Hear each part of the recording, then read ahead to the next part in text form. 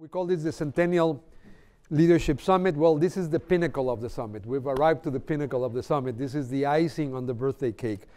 This panel, we built it as an opportunity for all of us to garner insights from the front lines of global health, and that's exactly what we will be, I think, enjoying in a few moments. It is my great honor to welcome Harvey Feinberg, President of the Institute of Medicine, and my dear predecessor, who has been an enormous source of inspiration for me and a great friend over many, many decades.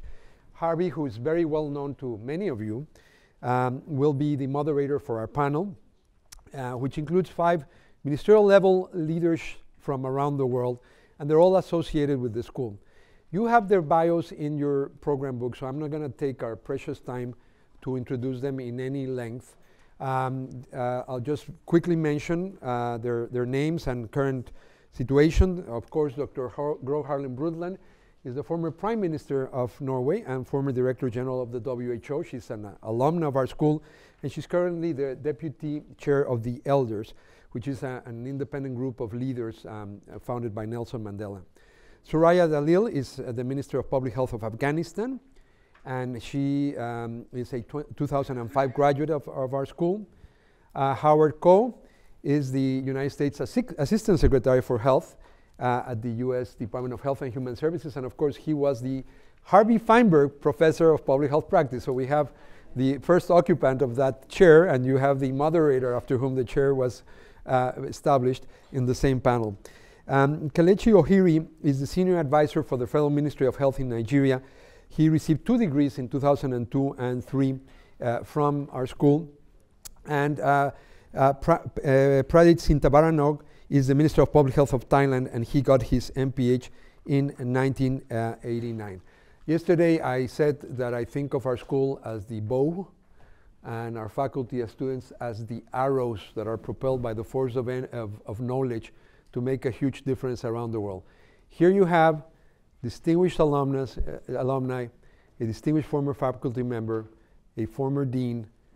These are our arrows, the arrows that change the world. So I turn it now over to Harvey Feinberg. Thank you so much, Julio.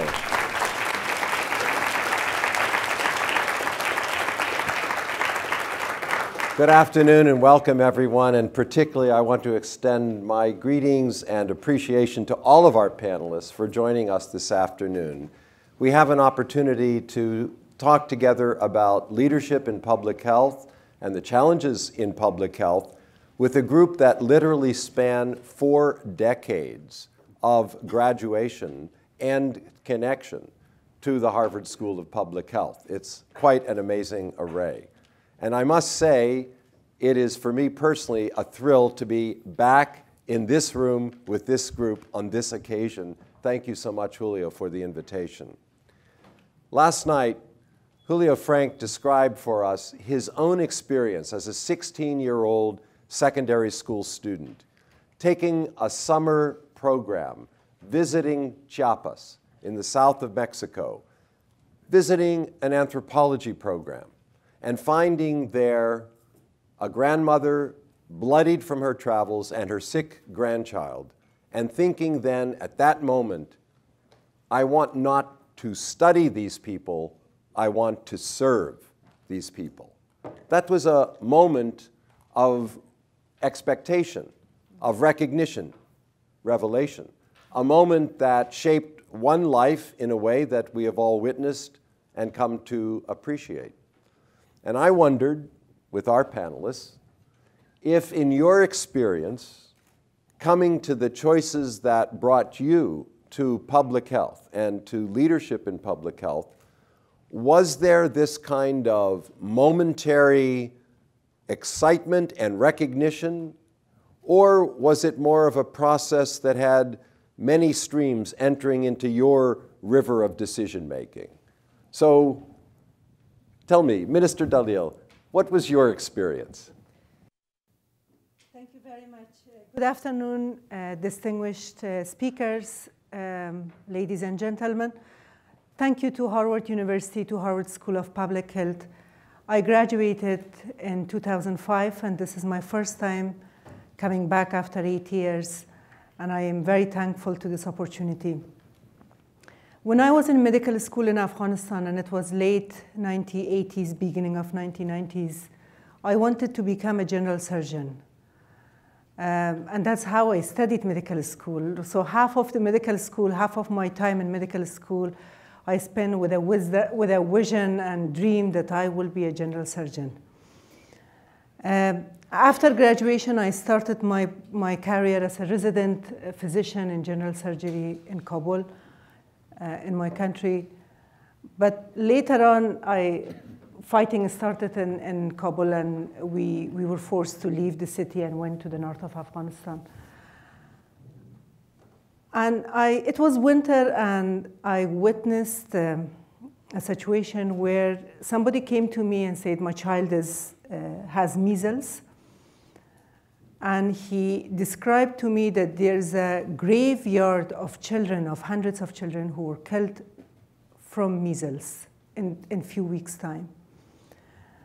And I saw that graveyard. I went to the area and I saw the graveyard, which is very nearby to the city. And I never studied this in medical school, and I never expected this to happen to me and see a graveyard of children who were died in few weeks from measles, which is a preventable, treatable disease. And that was the moment that I rethink about my decision and telling to myself, is this a right choice to become a surgeon? Or is this a right decision to go to public health and save hundreds and thousands of lives of children who, if get measles vaccination, and it was once at that time, at the 9 months old age, those lives could be prevented. And that event inspired me, and that experience inspired me, and that's how I did a shift in my thinking and in my career. Thank you very much. Dr. Pradit, what was your experience?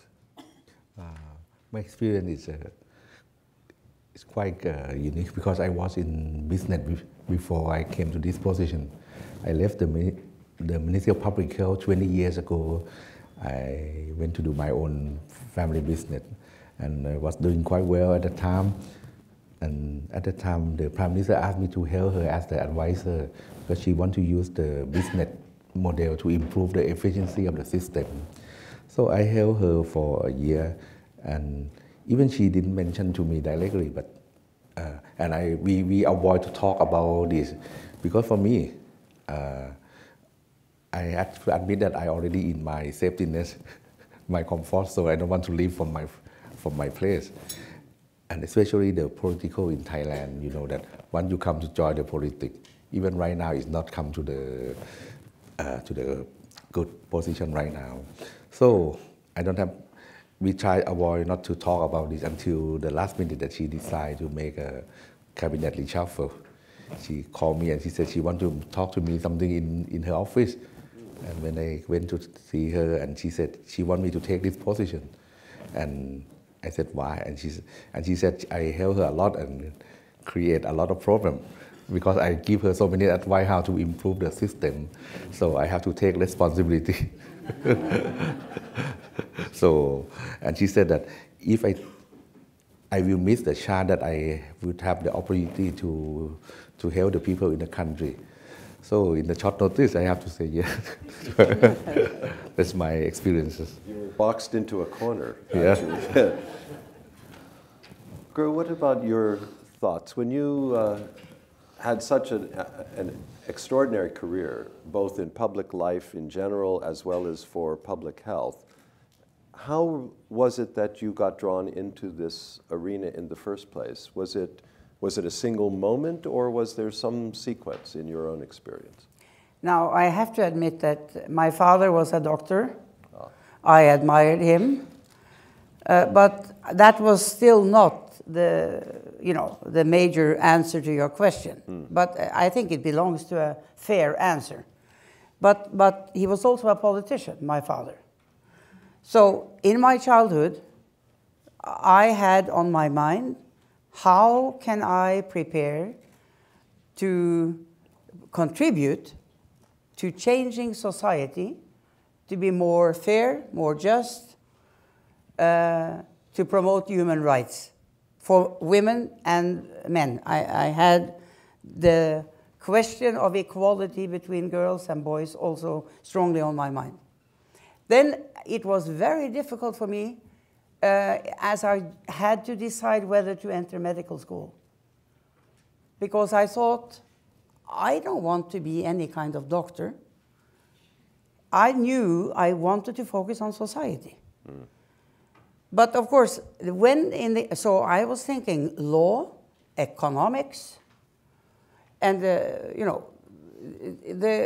political science even.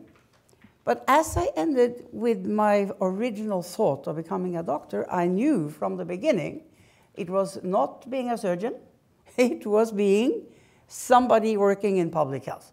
Mm. So I applied to Harvard School of Public Health right after my medical degree. Mm. So it's that's my story.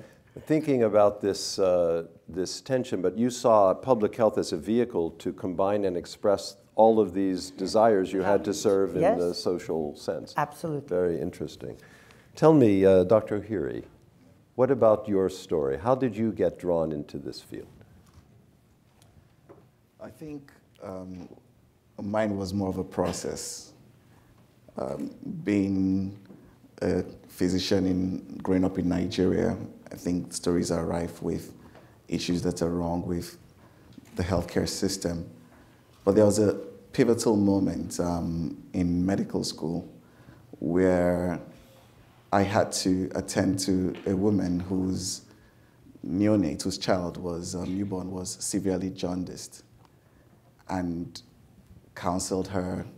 We did all we could, only to find out that when in the next year, when I was rotating through pediatrics, I saw the same woman with another child, severely jaundiced again. Mm.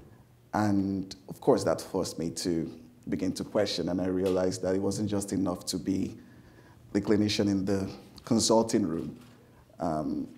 I was sending this woman back out into a society where there were other things that affected the decisions she had to make and things that impacted the health which I couldn't influence in the consulting room. So that started a series of significant dissatisfaction with the status quo.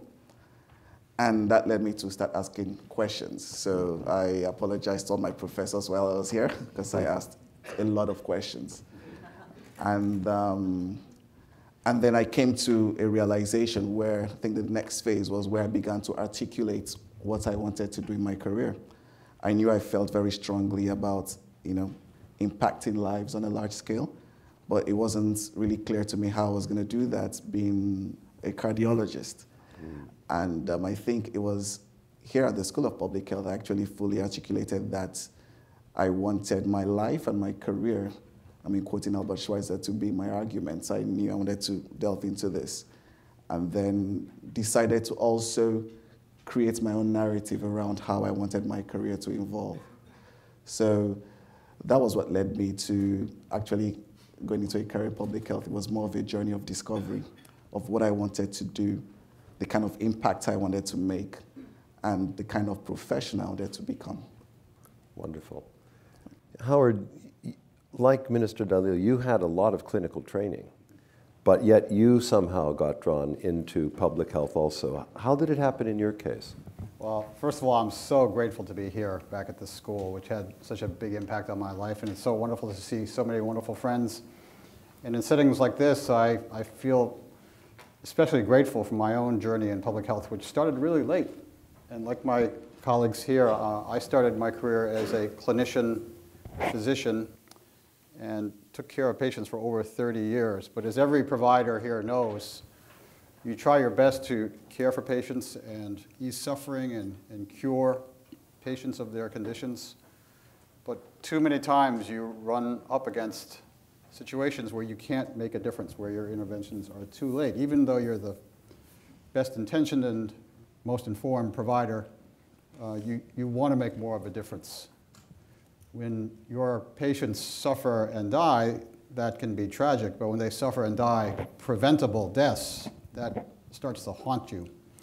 So that happened to me even at the beginning of my medical career, and I immediately knew back then that there had to be other ways to improve health. And that's how my public health journey began. I feel very, very fortunate. Many of you may know that tobacco is a major passion for me because I saw, even as a medical student, how tobacco addiction really robs people of their health. And our focus in treating providers for treatment-oriented decisions was one way to approach these issues, but it was another strategy altogether to think of broader public health interventions. And I realized that as time went on. There's a story I tell often that you, as a young physician in a teaching hospital, would present a case to an attending physician, and I found myself often presenting cases of new patients with lung cancer, and we'd spend most of the hour talking about staging and about treatment options and about pathology results and those sorts of things. In the final minute, I remember the attending physician would often say, in conclusion, you know, this is all due to tobacco. Someone should do something about this. And I would leave those sessions thinking, who is that someone? So that experience really started my journey in public health, and it's been quite a journey ever since. Thank you so much, Howard. You know, as you were talking at the end, I was thinking of that famous sentiment from the great 20th century American philosopher Jerry Garcia of the Grateful Dead, who observed that someone has to do something, and it is simply pathetic that we are the ones. And here we are. And I was also so struck by the comments how some of us came to public health from a broader desire to do something good for society and saw in public health the vector that you could accomplish that. And others of us started with an experience with the patient that we knew was the wrong end of the intervention and that we had to move upstream. And both of those converge on a public health choice, which each of you thankfully had made. It's very, very instructive. Gro, I'd like to ask you something because you are arguably the most experienced by a factor of 4+ compared to any of the rest of us on this panel from all the things that you have accomplished, but certainly you were the earliest graduate represented here on our panel from the Harvard School of Public Health. You've seen many, many challenges in the course of your career. I would be interested if there's anything at some stage that you learned and gained an insight and a recognition that you just wished you had understood that 5 or 10 years earlier, and how helpful it would have been at some earlier point. Was there any such case that you could share with us? Well, you know, that question has many different potential answers in my mind. Yes. But I came to the conclusion that maybe the most interesting thing, as I look at the whole of my life, these nearly 50 years since I was here, is that as I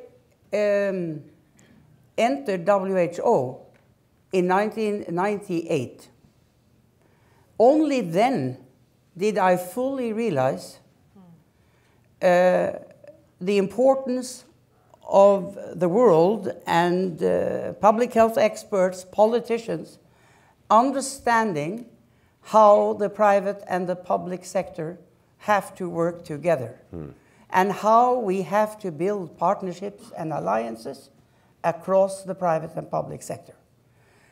I had been Prime Minister for 10 years. I had been Environment Minister for 5 years. I had done all of these, and I had led a country and been internationally engaged during those years.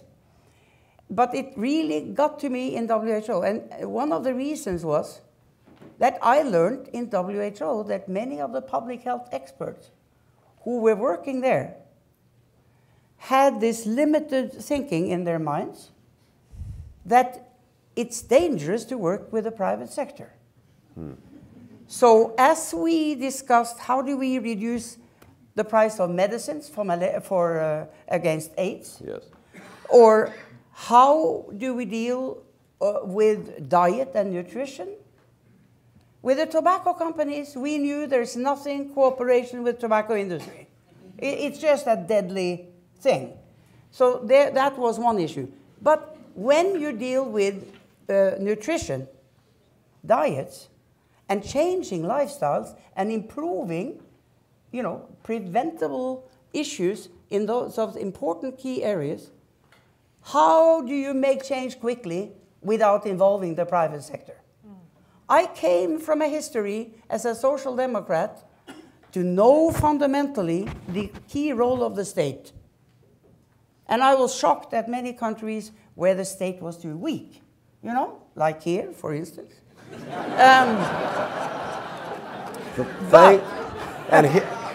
I had to leave Washington to get this reminder. Thank you.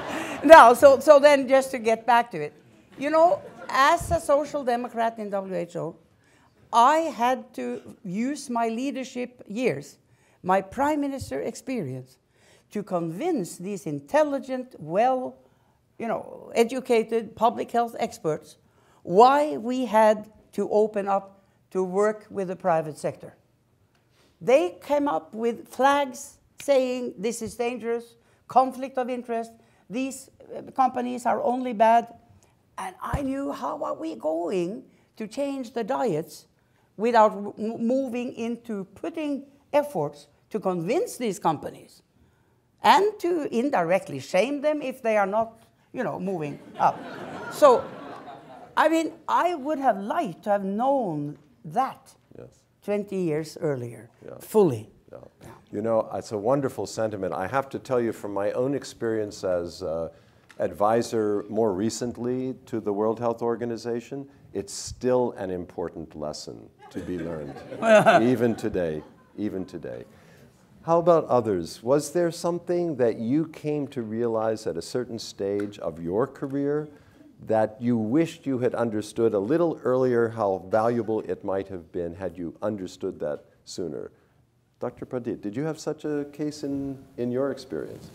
Yeah, I think I just realized that the power of the public health is so powerful because nowadays public health or health, they involve everything.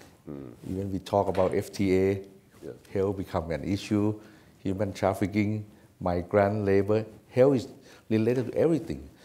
And health is a concern of the people nowadays. It's one of the top in their interest. So, and especially in public health become a very powerful weapon in politics. You can see that my government in 10 years ago, the Prime Minister Thaksin Shinawatra, he won 2-time election because of the campaign on the 30 baht scheme. Yes. It's so powerful. And it can also cause chaos. You see during the healthcare reform in the time of President Bill Clinton or Obama, you have to shut down the government for. Yes. And also with Mr. Excellency Bulan, the leadership is also important, very, very important, because most of the people, they might know everything, but they don't like to change. People don't want any change. So the leadership is very important, that how to lead or direct the people. This is what I learned. Wonderful, thank you. Howard, you've been in many different roles. You were commissioner, you taught in leadership, you have led now in our national government. Did you have a lesson you wished you had apprehended and incorporated sometime earlier? Well, there's one lesson that I think all of us in public health learn over and over again, which is, first of all, to be absolutely steadfast in your commitment to mission, but also absolutely flexible about how you implement that mission. You may have some goals in your career, some projects in mind where you think there's a straight path from where you are to achieving those outcomes, but it never works that way. You take a bend here, you take a bend there. So people who stay flexible, stay engaged, stay steadfast to the mission, but demonstrate that flexibility are critically important. In fact, one of my favorite sayings now comes from the Good Book, and it's, "Blessed are the flexible, so that ye shall not be bent out of shape." Almost as good as Jerry Garcia. Almost, but very good for all of us to remember. You know, I hesitated, Dr. Hiri, to turn to you and actually also to Minister Dalil about old lessons because really, here you are less than a decade or about a decade out from your training at the school. But was there something that you learned in that period or soon after that would have helped you had you known it sooner? Absolutely. I mean, it's been a few years, but these have been dog years, you know. So I've packed in a lot in a few years. I think building on what Dr. Ko just spoke about, it's that flexibility, that's being comfortable with the good enough, right? We tend to approach public health sometimes quite ideologically, and we assume that because we know this thing to be right and self-evident, therefore, everyone needs to rally behind it and it needs to be done in a certain way. The real world doesn't work like that. And one needs to be comfortable with the trade-offs that need to be made. And in order to avoid being jaded or being cynical, as we see a lot in public health, I think one key thing that I've taken away that I wish I knew before was, you know, not underestimating the value of small wins, because those keep you going. And when you secure a small victory, that's the boost you need to combat the cynicism or whatever you find as you go along your journey. So I wish 10 years ago I knew that and wasn't so ideological in my perspective of what was right. That's a very good reminder, especially if we couple it with the idea of remaining flexible that Howard reminded us. So, Minister Dalil, what was your I was thinking during the last few minutes, I don't have that kind of very specific example, but I also learned to see the glass half full, half empty, and to see that half full more than that half empty. This is one of the things that I always try to remember, to remind myself, and when it comes to human resources management, financial management, and big decisions to make, I think of that half full, half empty, and try to embark on that half full, half of the glass which is full, try to really utilize that as an opportunity. Yes. You know, I think in public health, as in the rest of life, both optimism and pessimism are transmissible conditions. And I think it's very, very useful for you to have that kind of optimism. You know, in the course of this day, we heard a lot about the four big overarching themes that the school has drawn together under a large number of priorities. The idea of pandemics old and new, the idea of humanitarian crises and human rights, the critical challenges of both physical and social environmental hazards, and the difficult job of fixing failed health systems, and so many things that fall under that. I was wondering if you were to think about one priority area, one topic, one theme that you would hope public health as a field and perhaps the Harvard School of Public Health would work on in the coming period to focus an unsolved major challenge in public health. Is there one that you could share with us that you would like to see the school and the field accomplish in the coming years? Howard, let me start with you. Well, of course, for me, the answer is looking at the issues raised by health reform and the Affordable Care Act, and asking the country to rally around a theme of really building a system of health and prevention for the first time. Everyone knows that in our country we have a set of fragmented services for sick care, and the promise of health reform is really trying to put together a system that promotes quality, that promotes care, that emphasizes prevention, that slows rising costs, that builds up our workforce joins the world of clinical medicine and public health together. So that's the promise and the excitement of health reform in the Affordable Care Act right now. We, of course, have tremendous conversations at this very moment about enrollment and about the expanded coverage options that start January 1st. And this is a state-by-state conversation as well as a national one. What excites me as the Assistant Secretary and what makes this thrilling for me in my current post is that we're really talking about the promise of a true system for the first time. So it's not easy, but it's very, very important, and the time is now. Thank you. Dr. Pradip, do you have a single unmet need or challenge of public health that you would like to put before us to say this is something now we need to think about and to take up? I think what I consider is about nowadays health become an important issue that the other people use it as a weapon to do so many things. But for our public health people, we fail to maintain the momentum that we are using to use it as a weapon to improve the public health.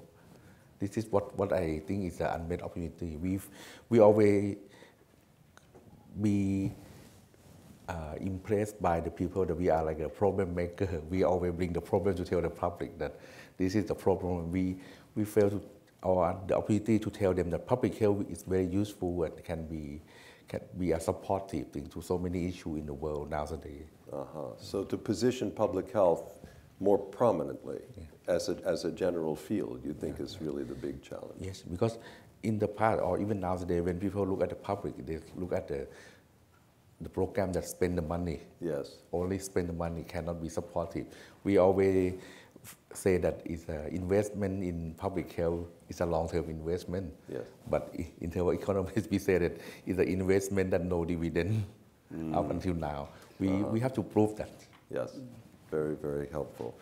Tell me, Minister Dalil, what would you put before us? I want to comment on this morning presentation by Dean Frank about the 4 areas for the next century that was put forward for the School of Public Health and Public Health community altogether. One area was poverty and humanitarian crisis. And the tool or the strategy to tackle that was present health as a human rights. But I want to add on that one and want to see other strategies also within the poverty and humanitarian crisis for the public health community beyond the health as a human rights, and that includes governance and accountability, issues related to equity and distribution of resources, which connects us to poverty and fighting against poverty. Also, peace development, women's empowerment, developing partnerships and really use synergies within the public health to address poverty and humanitarian crisis. So these were my thoughts that I would like to share, and yes. I think there are other areas that we could see when we talk about poverty and humanitarian crisis from a public health perspective. That there are many elements to draw together under a comprehensive strategy to deal. Very helpful. Dr. Hirri, what would your prime suggestion be for priority? In my view, something that captures what's an unmet opportunity would be, which I think it's critical for the future, is universal access to healthcare.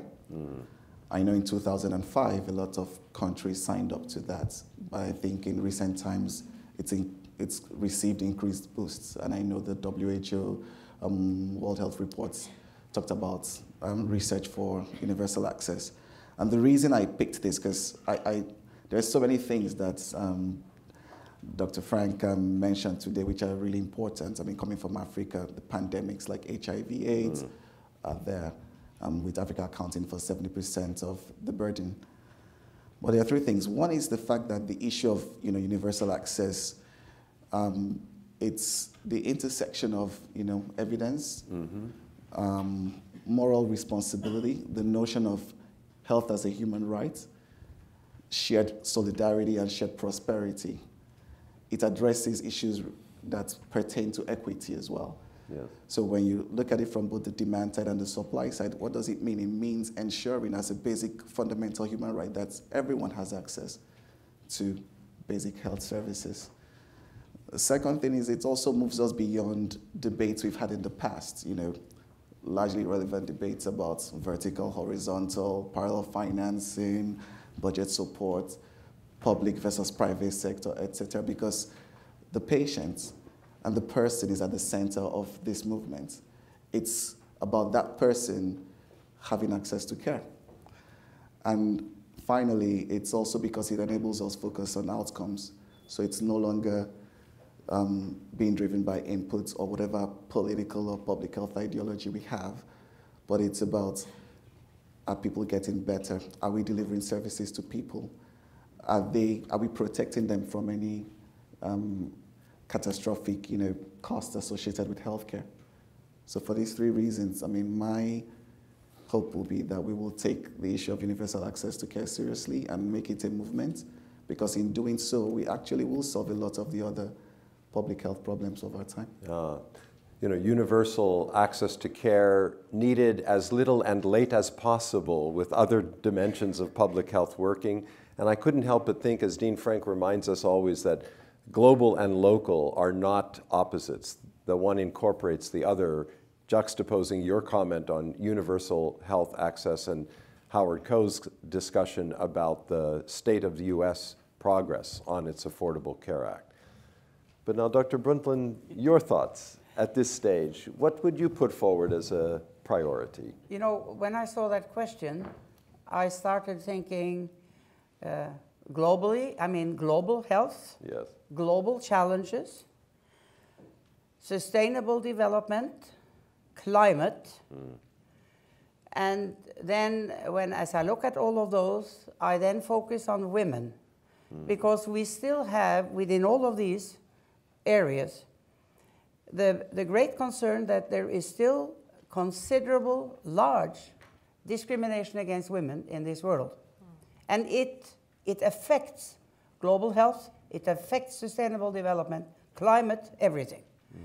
Now, and then within that, to discipline, to get to one specific issue within that, I said to myself, how on earth is it possible that we still have a situation where something as fundamental and easy, which has to do with universal access for women to family planning. There are hundreds of millions of women who want access to family planning. And I could have mentioned in my chapeau, climate, global health, global development, and population. It's part of the whole issue. And we aren't even getting access to women across the world to family planning. So that's my answer. It's a quite compelling answer. Thank you. Well, at this point, I'd like to invite members of the audience, if they would like to pose a question. I believe there are microphones which can be passed to you. The advantage of the microphone is that the overflow audiences will also hear you. So if you could indicate that you would like to pose a question to the panel, that would be timely and welcome.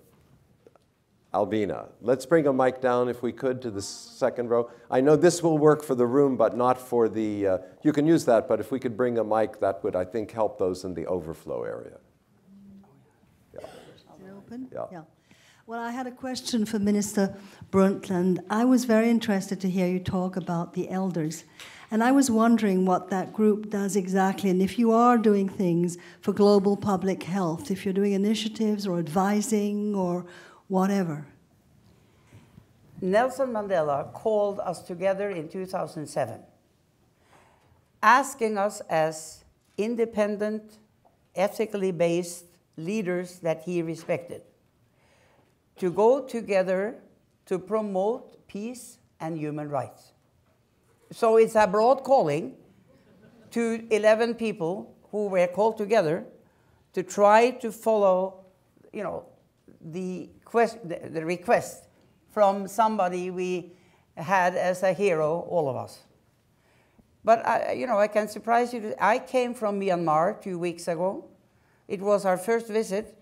Carter, President Ahtisaari of Finland, and me, the delegation from the elders to Myanmar. Why did we do that?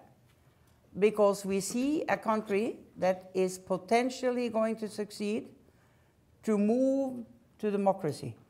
But it's not a given situation. There is a lot of conflict. There is a lot of barriers to positive change. Now, from that example, there are several others across the world that we have engaged in. But we also, because I mentioned discrimination against women, we are Mary Robinson, Gracia Machel, the wife of Nelson Mandela, and myself. We are several women in the group. But the strongest advocate against women discrimination is President Carter. And as we were working to see what can we do, which is not being done, we are looking where are there things that are not put up on the global agenda where we can make a difference. And having analyzed a number of issues relating to discrimination against women, we ended picking child marriage. This is an issue that is forgotten, it's not dealt with, and we traveled to Ethiopia, to several places in India, and saw what happened on the ground. And, it's shocking. People are not aware of the dimension, the drama, the number of hundreds of million young girls, mostly, but also boys, who are having their lives turned around and stopped in their tracks because of a practice that should be gotten rid of. So these are just some examples of where we lend our voice, we lend our time, and we inspire and help people who can help fund and promote critical areas like this. Thank you. Thanks both for the question and the answer. We have a question in the very back. If the microphone could be brought to the back row.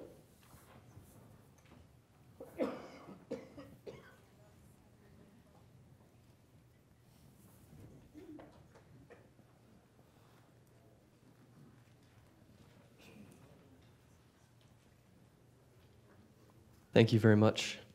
Dr. Feinberg, I wanted to thank you, first of all, for leading the panel so successfully. But I think we'd be remiss if we didn't ask you what your path to public health was, and also what your priority area would be.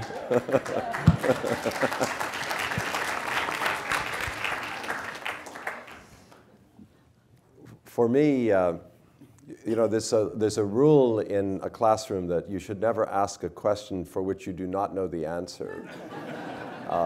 It's actually not a very good rule for reasons that I could distract us long enough to get to the reception without responding to your question.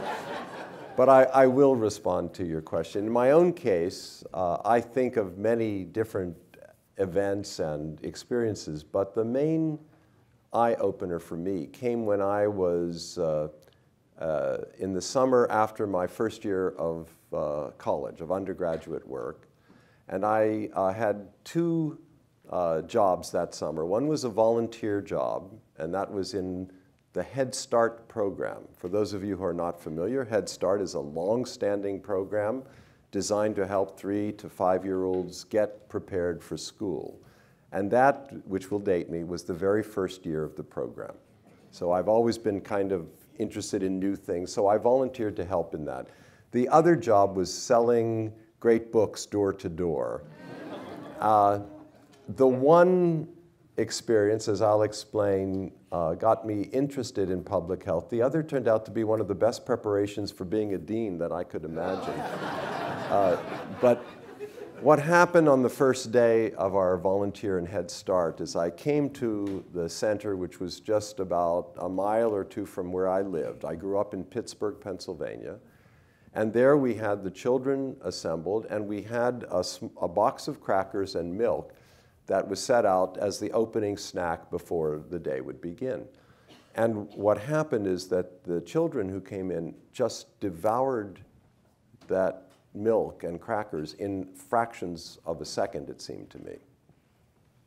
And so the next day, a colleague who was also a volunteer and I stopped at the grocery store and we bought some more snacks because we realized the crackers weren't enough. So we had more snacks and some fruit and things we laid out. And again, what just took me aback was that the children literally grabbed this food and devoured it in a matter of seconds. And by the third day, it dawned on me that these children were coming in the morning hungry. They were hungry. And you have to understand, I grew up in a house where eating was an act of love. And you didn't leave the table until you had expressed your love adequately. But to see in my own hometown, a mile from where I grew up, hunger in America just shocked me. It just opened my eyes to problems that I thought, this is unacceptable. How could this be? And that started me on a path where, in a way, I was drawn both to the social dimension and the individual practice in health and carried on throughout. But that's my story. That was the moment that I thought about public health for me. Thank you for the question. In the front. Well, this has been a wonderful panel and frankly a wonderful day, so thank you all for that. The question that I have is, we all care about public health, of course. We've all seen over the past several years the extreme weather that's fueled by climate change and the public health implications of that, as well as the suffering, whether it's epidemics, whether it's poverty, humanitarian crisis, access to nutrition, or war. There's such an incredible intersection between these two issues. And I'm wondering if someone, I know we don't have time for multiple, perhaps, answers, but if someone on the panel, I know Gro, this has been an issue that has been very much at the heart of her work, but if someone could answer, this is a new reality that we can't look backwards and say, well, we don't have to worry about this issue. This is a new issue that is really going to change everything that we care about. Just interested in that. Thank you. I think, do you want to comment, anyone else? Because I know Dr. Brundtland has devoted so many years and such intense work and contribution in this field. We all want to hear your sentiments on this, Gro. So you're basically asking, what do we do to overcome the threat of climate change? I mean, and the weather, etc., conditions that come with it, and the poverty and the desertification and water scarcity and whatever on earth. Now, there are two things in my mind. One is we have to continue trying to create international recognition at the political leadership level that they have to get their acts together and find solutions which are internationally based. Because of the complexity of the problem and because of the large consequences, there is a need for political leadership to step up in this country, in every other country of the world, and we have to be pursuing international solutions to the problem. But while we are not succeeding so far, we also have to look in each country, in every region, whatever we can do, not sitting waiting for a coming international agreement, but building the blocks that can lead to the kinds of changes that the international agreement in any case has to have. So, looking at energy, the need for energy in Afghanistan, in Nigeria, the Secretary General has said sustainable energy for all. There is no solution to the climate issue and to sustainable development without sustainable energy. And there is no way to solve the problem with thinking that maybe only the rich world needs the electricity. No, we have to find sustainable solutions to something as basic as the need for electricity and clean energy. Because that is part of the whole solution also to the climate question.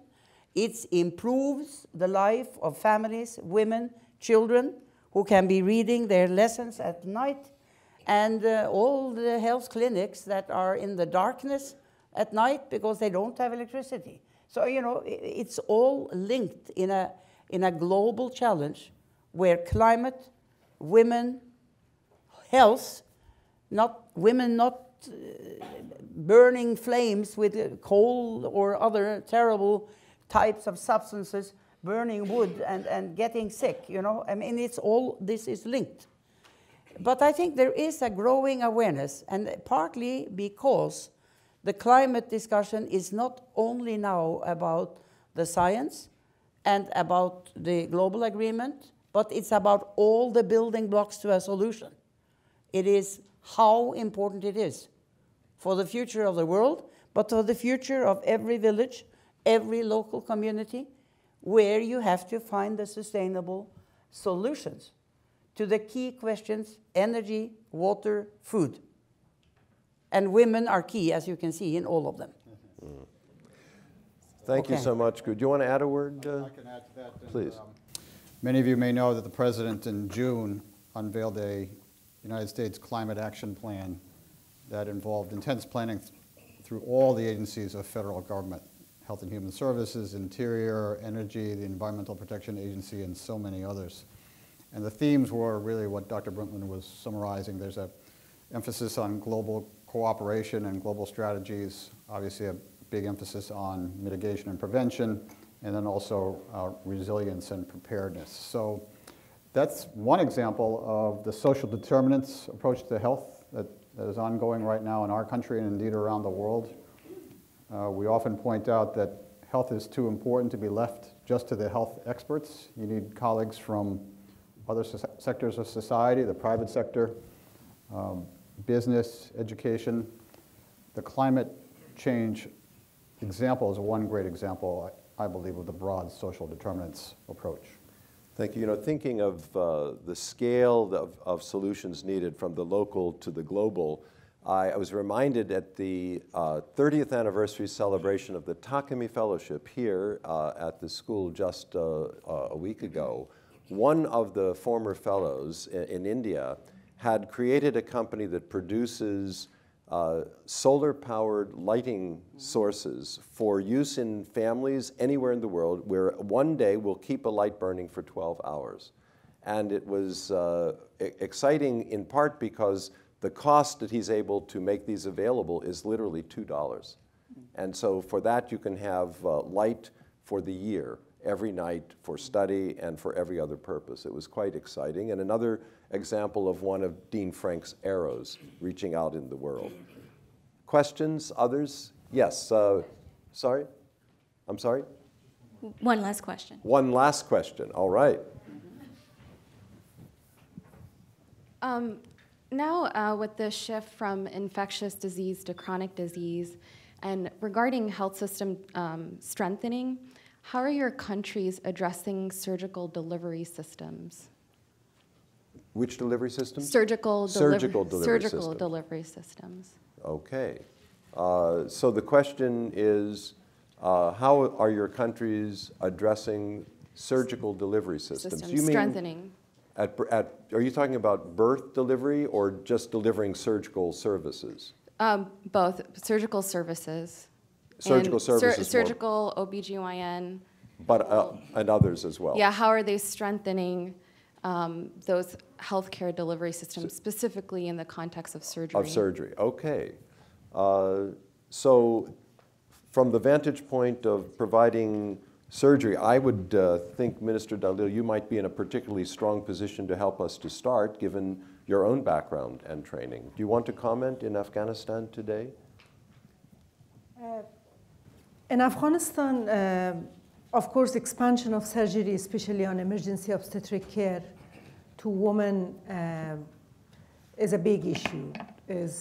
We still have a lot of unmet need with regards to emergency obstetric care.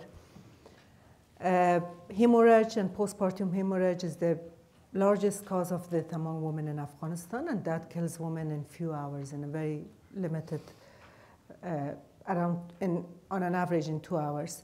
So we still have a long way to go with regards to making sure that emergency surgeries, including abdominal surgeries and obstetrical surgeries, are available, especially in remote areas.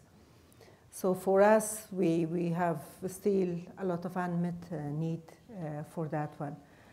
What we have seen in my country is with a lot of improvement in social areas and social dimension of health or social determinants of health, like education, especially girls' education, female literacy, infrastructure, nutrition and agriculture.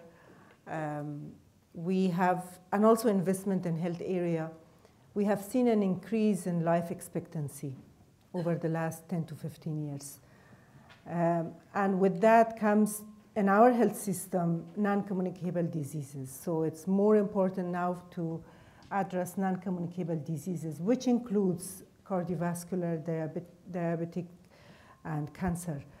But from our perspective, health system program includes surgery, and surgery is a large part of it, including trauma, war surgeries, because that's also a big proportion of surgery cases in Afghanistan, orthopedics, and also maternal-related surgeries. Thank you very much. Dr. Ohiri, do you want to add a word from the vantage point of Nigeria and surgical services? Absolutely. I think our situation is slightly different, but there are definitely similarities with the issues in Afghanistan. And I think there are two main aspects to this. One is the element of access to care, and the second is quality of care provided. So with regards to access, for instance, for emergency obstetric care, etc., it's quite an issue. Maternal mortality ratio in Nigeria is very high. And so what we have been doing over the last 3 to 4 years has been setting up a hub and spoke approach where you establish proper referral linkages between primary care centers and secondary and tertiary hospitals, so that at the primary care center, if there are emergencies, are identified early, and the secondary or tertiary facilities are able to provide the quality of care. So it's an access, there's a huge access issue broadly. Then with regards to quality of care, we noticed that there have been many issues and lots of sentinel events that have occurred. So a clinical governance and quality improvement program has been put in place, and still early days, but we've managed to set up, develop a national quality strategy, and I've been working with the Institute of Healthcare Improvements in the public sector to do that. The sort of the next frontier would be, tackling the private sector, because in Nigeria, over 50 to 60% of health services are provided by the private sector, which is largely not very well regulated, because it spans everything from the small NGO type provider in a rural outpost to very sophisticated health centers in the center. So figuring out a way to think of the health system not just as a public healthcare system, but also incorporating the private sector, that's sort of the last frontier. We want to ensure that, not just the access to care, but also the quality of care, including surgical services, are there. And we need to look at this in more holistic terms. Dr. Pradit, do you want to comment on surgical services in Thailand, the challenge? Yeah. Basically, surgical service is already like a basic package in our healthcare system, because as I mentioned, that you pay like $1, then it will cover for all kind of operation, even heart transplant or everything. So what are we in Thailand? What are we doing right now? We are trying to improve the quality of care in terms of the health system management. We don't look at the particular case, but look at the quality of care in terms of queuing time, or, for example, like we try to integrate the hospital to work in the network. It means that if you've been admitted to one hospital, and if the hospital is not capability to proceed to do the operation. It will be transferred in the network term. So there will be no delay in the treatment. Or if in case of elective case, then you might work in the network that each hospital will look at the slot time that they can perform the operation if the queuing time in that hospital is too long. So this is how we to improve in terms of the health system management. Very, very helpful. I don't know, Guru, if you want to make any comment at all on this topic, or? I think the three representatives here from the developing world are the right ones to comment on it. I agree. You know, I was thinking, in my country, Norway, I mean, you know, any kind of difficult situation, any place in the country where, you know, transportation is a key issue for all of you in this. But, you know, the level of sophistication that you can get to in a country that is harmonious, well-run, and has the kind of history that we have. With enough women in people leadership will be roles, picked up by helicopter and brought to the right hospital within an hour, you know. So that's just the kind of it's the cake. I know we are having celebration afterwards here.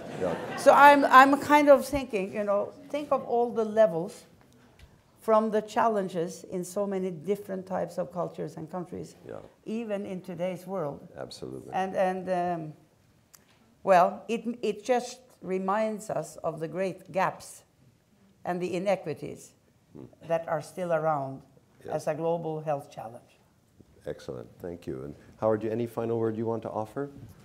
Maybe my only comment again is that in the era of health reform, we're talking more about coordination of care. It's one thing to have a surgical procedure, but what happens to the patient after he or she goes home? What happens to post-surgical rehabilitation and prevention, those sorts of issues, how we bill for these services in a bundled payment fashion, for example.